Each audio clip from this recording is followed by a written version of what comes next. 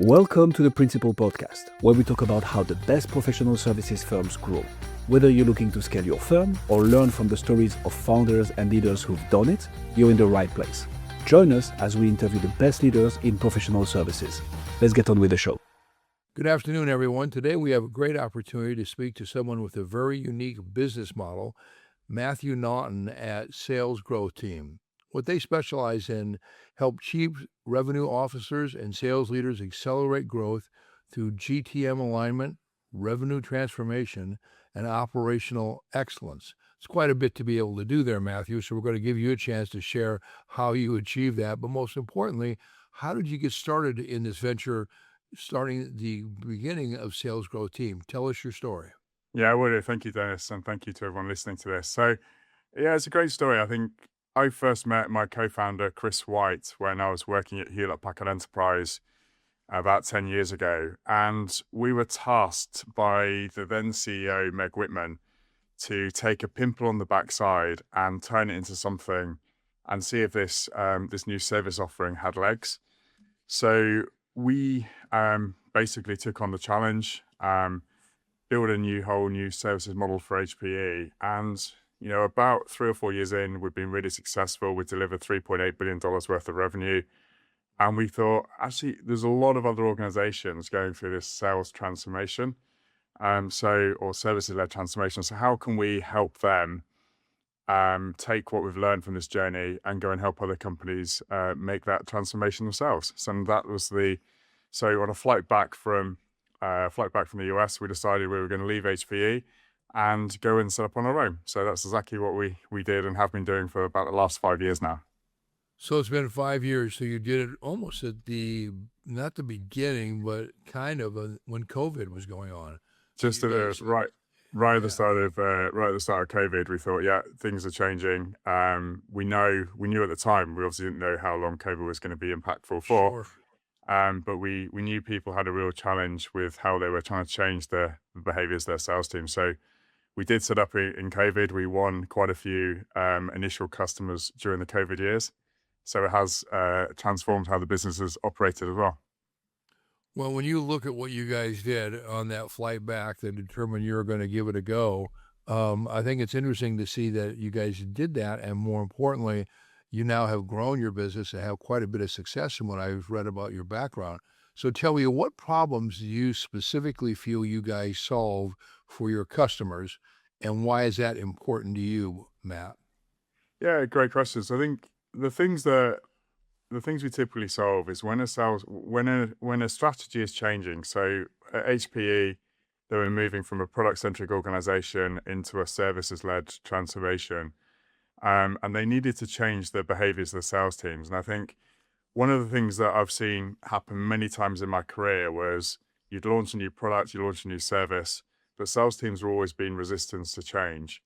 But actually, when you can get people on the new way of working, it makes their life so much easier. So for me, I think it's around working with those new salespeople, seeing them grow, seeing them develop. You get a huge amount of return and personal satisfaction from seeing people grow. I think that's one of the things that we get huge satisfaction for. And then in turn, seeing our own clients grow. So one of our first clients grew 16 quarters of double-digit growth and is now, seeing significant growth in their transformation. And the people in that organization really did change the way they were showing up to customers, the way they're engaging with their customers. So and they've gone on to sponsor. If you watched any of the World Cup over the last few weeks, they've been a massive sponsor at that World Cup event throughout. So they've really transformed their business to being a services-led transformation. So that's right up our sweet spot is organizations looking to pivot towards more of a services position. Well, obviously, the World Cup did not end the way that many people in England would have preferred that it ended, obviously, but at least they gave it a good go, and they were there towards the end. And that was probably further than many people may have thought, or they had hoped they'd get all the way. But that was a tough group they were having to play against. So they did well considering all the things that they had to go through. With Absolutely.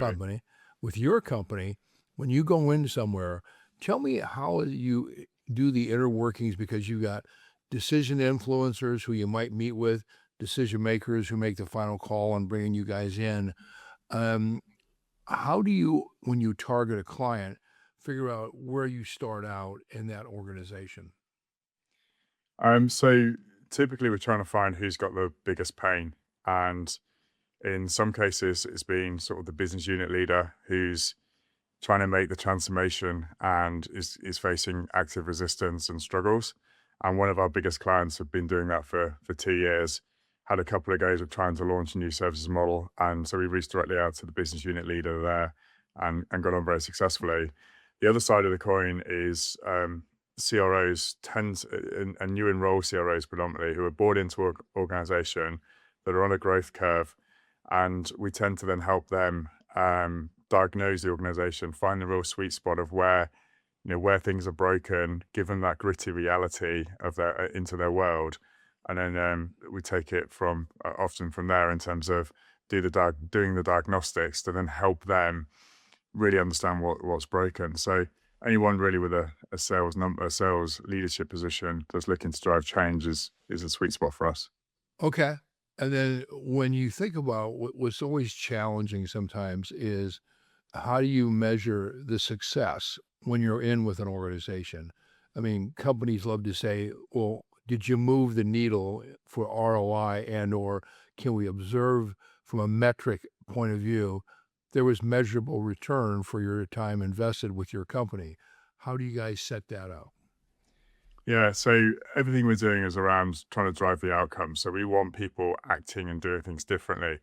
So a lot of the metrics that we'll face into, a lot of sales enablement metrics are around bums on seats and people attending events. What Right. we tend to try and measure is the opposite. So what are people doing post those events? What activity are they getting into? And we have a lot of leading indicators around the level of activity. So for example, in the organization that we saw 16 quarters of growth, that started with a small handful of people really embracing the learning, actively pursuing new opportunities in a different way, and that started the momentum building. And then we start to measure the momentum of the wins, the outcomes, and in some cases, it really is down to how we quickly can build the pipeline for the client. So it's real metrics that actually drive to longer term transformation. This isn't about a one and done activity. This is about embedding change in an organization. So it's not being overly ambitious. And I think that's often where we have some challenging conversations with the stakeholders up front, where they sometimes expect the whole organization to quickly pivot.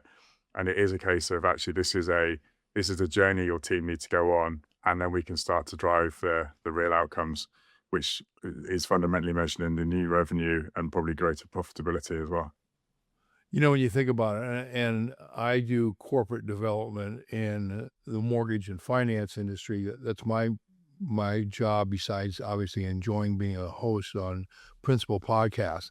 And when I go in and work with clients, they always want great results. Well, the challenge with results is activities drive results. Results don't magically happen, as you well know. So, what are the measurable activities? Well, in many instances, in one industry, it's you actually have a business development call that you have prospected, sat, got the appointment, conducted an interview, and do the measurable things you need to develop a relationship. And how do you track that? The communication between the salesperson and the customer. If there's no communication between them after the call, there was no call. So what Yeah. we do is really measure the activities of business development sales call because we know if they do that and you follow up, they're going to get results. It's fact. So you measure the activities of selling activity, not what the results were, because that could have been a function of price, luck, elements that none of us control. So when my clients ask, "How do you measure?" I said, "Well, you measure them implementing what they were trained on," because what you just said, Matt, is the key. Your training is a culture. It's not an event. It isn't you're there to give them some tools and it's done. It's you're establishing habits, patterns of behavior, and that's going to institute with a good sales culture. So when people want to find out about who you are and they want to know, hey, we want to reach out to sales growth, what avenue is best for you in your marketing? Now, there's a bunch of ways to market. Probably most people do the traditional, go through referrals. They could use business social media like LinkedIn, conferences where you're exposed to people that would be able to utilize your services and you're a speaker there or attend. Direct email campaign because you've got your database of who really could use your company. And then finally, you could do things like podcasting and or seminars that you do. All of those are possibilities. Which ones yield you the most return? It's great. It's great. I think if we look back over the last 12 months, and some of the podcasting we've been doing has been fantastic. So we've got the Sales Transformers podcast. That's number one in some markets. It's been fantastically received in the management space. So, and that's given us an opportunity to share some insights and some stories from our journey with some of our key customers. So we've got lots of our customers have been on the podcast and talking about their experiences, which is obviously fantastic for us. It also is a great tool for meeting new people as well. So we often have new guests on that we're working with or we're talking to in early stages. So it's been a really great way of getting into different conversations with people as well. So thoroughly enjoy the podcasting angle as well. It's something when we first started, Chris and I, we never thought we would do, but Right. when we were at HP, we used to run a massive community call with several hundred people every fortnight joining the call to share the win stories and share experiences. So we thought actually that used to work as a format, so why not try podcasting? And that seems to be doing really well at the moment. So it's definitely envious of your job. It's definitely a good one to be a podcast type and a podcast host as well. So Good. Tell me a bit about, do you still get a lot of business from referrals besides your podcasting or conferences? Tell me, do you do any of those, or is podcasting your primary? we still get a lot of referrals. I think obviously pretty extensive network of people we worked with in the past, all gone on to successful careers outside of HPE. So again, we get brought into a lot of opportunities from them. And often our clients are referring us because I think, I'd like to think we're doing a pretty good job and we're really effective at what we do. So we do often get a lot of people referring us into other clients as well. So it's still a big part of what we do. Yes. Okay.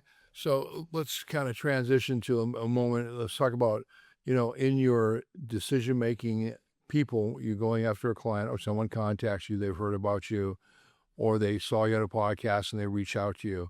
From contact with a customer to fruition to an agreement, what's that selling cycle like on average for your customers? Yeah. So there are exceptions overall, but the majority of times it's relatively a quick process for us. So we tend to measure our cycles from active engagement, where people have reached out to us in weeks, where we're engaging with senior stakeholders who've got a real problem. And typically that's then helping them shape, a very quick solution to, how are we going to, in the next 6 weeks, really understand the organization? How can you then help me shape what the future strategy, once we've diagnosed it, how can you then help me shape the strategy? So we tend to work in small bite-sized chunks, normally in quickly adopted, quickly in.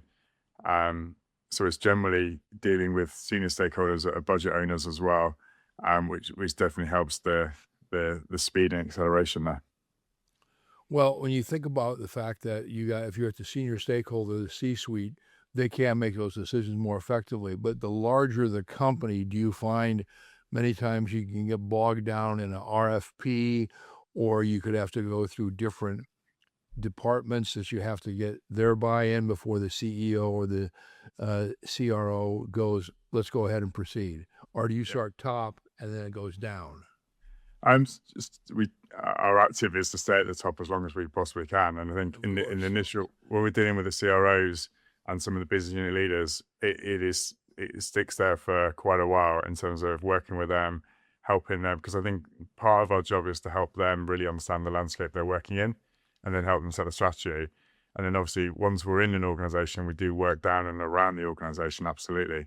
So that is, that's where some of the longer, some of the bigger programs come from, is once the stakeholders brought you in and you're working around the organization, there's definitely pockets all over the place where there's opportunity in these larger corporates and larger enterprise organizations. But yeah, a quicker sales cycle is working with the senior stakeholders for as long as we possibly can. And I think it's also, you touched on the RFP word, it's something we hate as an organization. And I think, most of my personal successes and the successes of the people we work with is helping salespeople avoid the RFP. It's, we talk a lot, we do a lot of work with our clients around proactive early engagement. And I think over the last few years, with the proliferation of AI and tooling, it's even easier to understand customers' problems, try and hit the sweet spot before an RFP comes out. And that used to be one of the things that killed us at HP. We used to have teams waiting to respond to an RFP. Second, you can break that mantra and proactively engage early, your deal cycles really do condense. And you can see people, and that's how we got 16 quarters of growth for one client, because they stopped responding to RFPs, and we actively coached them into that position. So it's 3 letters I really don't like. Yeah, I don't think anyone does. I know I don't. When I get them, I go, "You're kidding me." No, we're not doing that. But anyway, let's talk about retention, because if you work getting clients, the worst thing you can do is, after the contract is done, not get repeat business.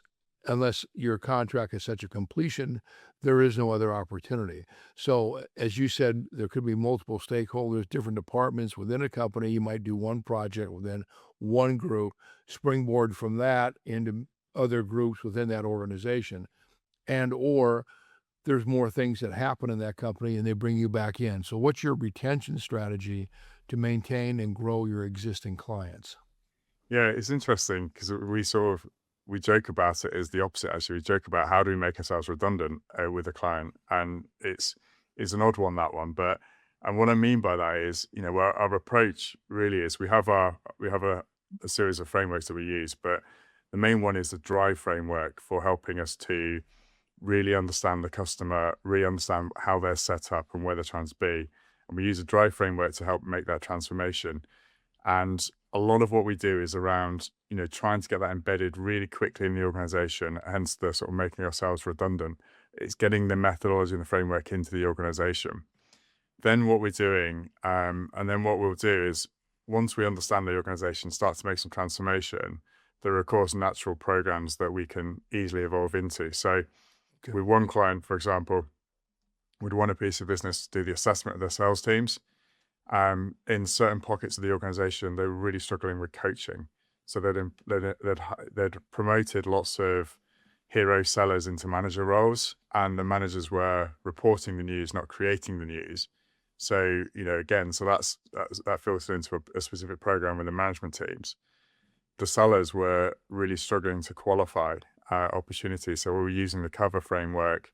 We're using the programs to overcome those RFPs that they were bogged down in, to try and get proactively into organizations. So we do actually have, we do have a land and expand strategy, but very much what we're trying to do is embed the best practice, make it stick really quickly at customers, and therefore, in principle, make us redundant, knowing that actually the reality is these organizations are huge, lots of opportunity to move into different pockets and drive change in different ways.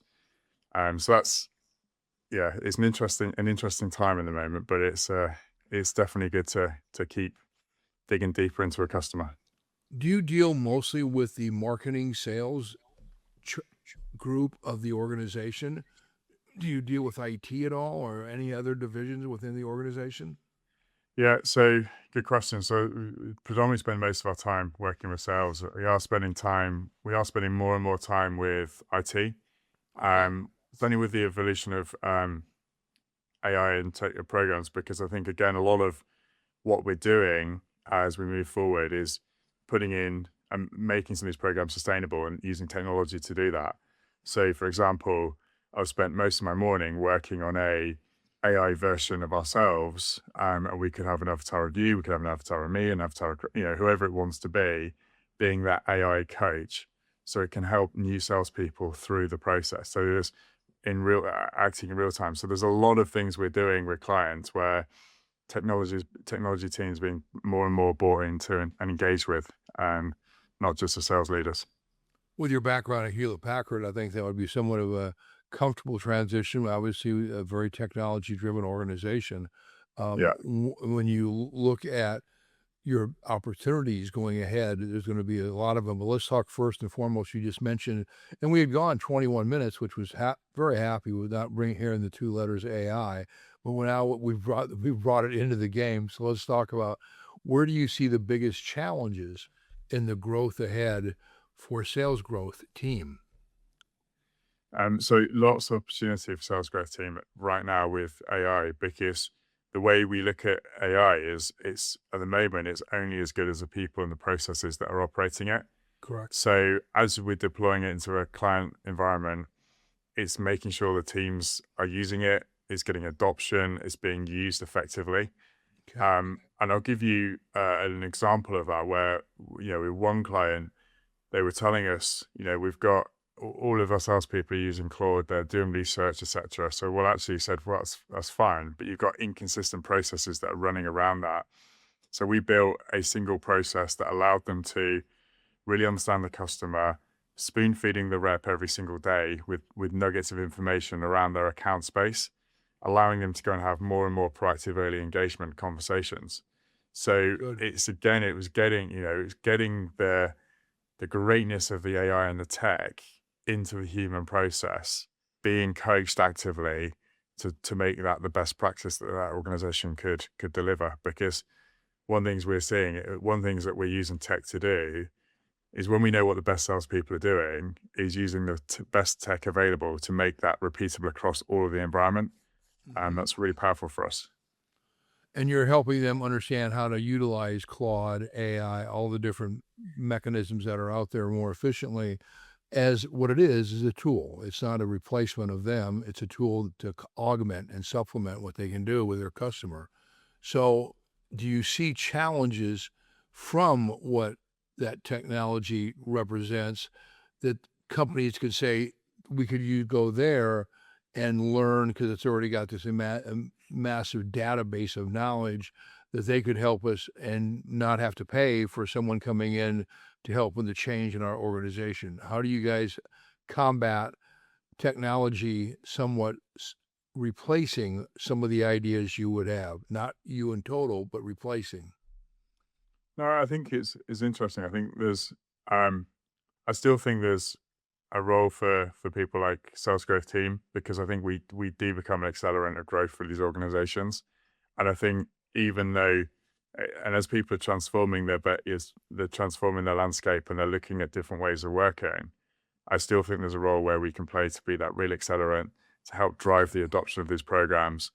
And I think that's where, I think if I look back at the things we've done in the last 2 or 3 years that have been more tech focused, it's all about accelerating adoption and making sure these practices are commonplace.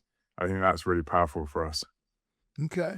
Well, when you look at everything that you've done and complimented it so far, I think that you guys really have put a plan in place where you're confident as a group, only doing it for 5 years, and you've already increased market share with some companies dramatically, which is a great testimony. When you think about ways to promote yourself, testimonials, as you know, Matt, are huge, and that one client represents a great story of success. I love how you fed the hero salespeople who try and get into management.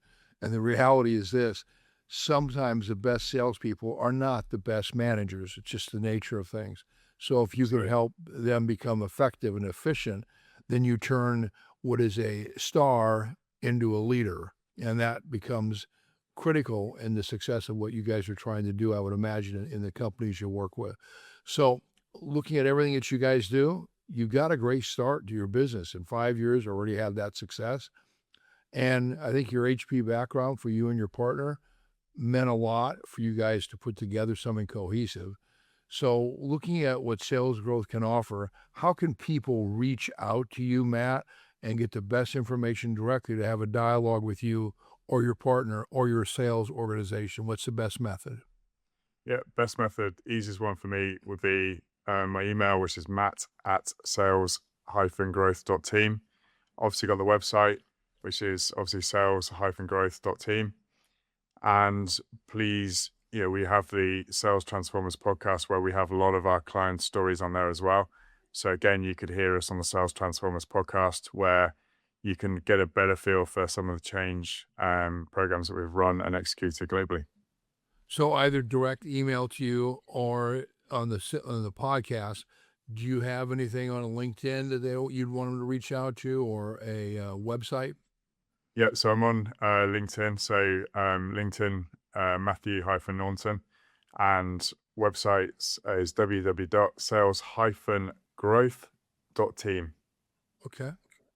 Well, I think we've covered just about everything, and that was a quick, almost 30 minutes that we just went through, Matt. I really enjoyed the dialogue. I think you've shared with the audience why you guys are really having the success that you can. And I would encourage anyone who's in the audience to make sure they reach out to Matt and Sales Growth Team, because it sounds like the results they're doing are producing action and measurable activities. So that's a critical component. Matt, I want to thank you for your time today. Enjoyed the conversation. I hope you did as well. And look forward to you having continued success with your company. Thanks for your time. Sure. Thank you. Thanks for joining us on this episode of the Principal Podcast. We hope you've learned valuable lessons and strategies to grow your firm and take your business to the next level. Make sure to subscribe and leave us a review wherever you're listening to this show so you never miss an episode. To apply and be a guest on the show, click the link in the description. See you next time.